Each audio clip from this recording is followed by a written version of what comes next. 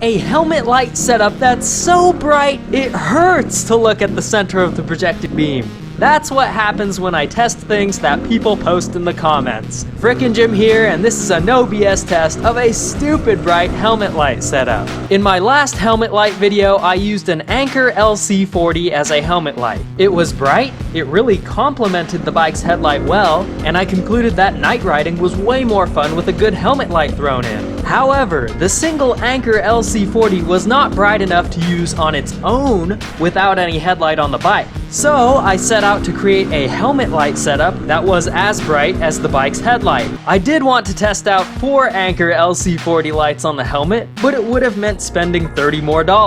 Instead, I just used the 3 flashlights that I had around. The Anker LC40, an A-Tactical A1, and some cheap thing from Amazon that I upgraded with a stupid bright Cree XML emitter. All 3 of these flashlights have pretty close to the same brightness. Each one on its own is a very bright flashlight, and each one makes a great helmet light. So I added all 3 to my helmet and went out at night for a test. This setup was just crazy bright. So bright, it just about phased out the brightest part of the bike's headlight beam. So bright, it actually hurt my eyes, and I found myself squinting when looking at the focal point. So bright, it was too bright. I felt like I needed sunglasses.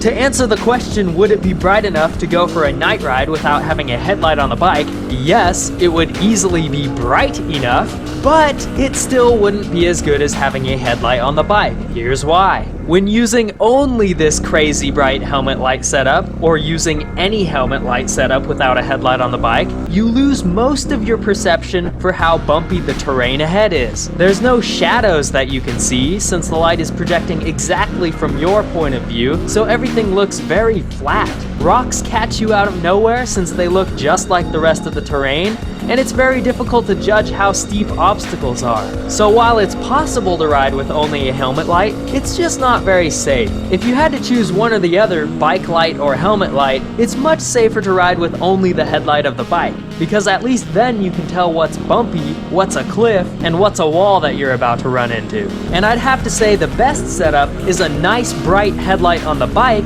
with a helmet light that is just bright enough to help see what's behind all the shadows casted by the bike headlight.